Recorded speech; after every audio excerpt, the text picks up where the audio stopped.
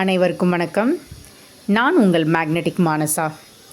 CBSE 10ஆம் வகுப்பு தமிழ் பாடத்தில் முதலாவதாக உள்ள அன்னை மொழி செய்யுள் பகுதியில் இருக்கக்கூடிய 5 வினா விடைகளை நாம் இந்த பகுதியில் பார்க்கலாம். முதல் கேள்வி, குமரி கண்டத்தில் அரசாண்ட மொழி எது? குமரி கண்டத்தில் அரசாண்ட மொழி அன்னை தமிழ்மொழி. மறுபடியும் சொல்கிறேன், குமரி கண்டத்தில் அரசாண்ட மொழி எது?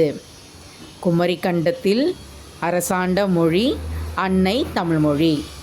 இரண்டாவது கேள்வி, பாண்டிய மன்னனின் மகள் யார்?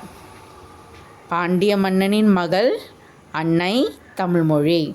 மறுபடியும் சொல்கிறேன், பாண்டிய மன்னனின் மகள் யார்? பாண்டிய மன்னனின் மகள் அன்னை தமிழ்மொழி.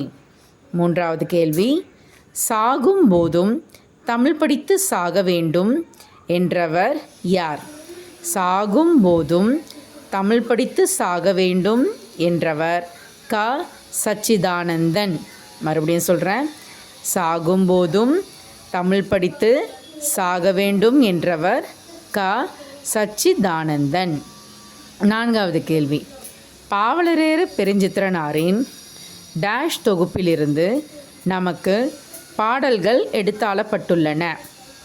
பாவலரேறு பெருஞ்சித்திரனாரின் கனிச்சாறு தொகுப்பிலிருந்து நமக்கு பாடல்கள் எடுத்தாளப்பட்டுள்ளன.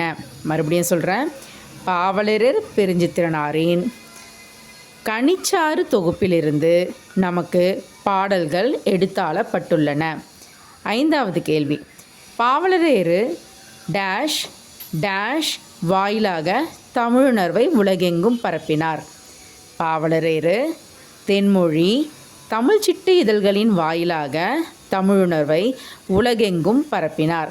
மறுபடியும் சொல்கிறேன், பாவலரேறு தென்மொழி தமிழ் சிட்டு இதழ்களின் வாயிலாக தமிழுணர்வை உலகெங்கும் பரப்பினார். நன்றி, வணக்கம்.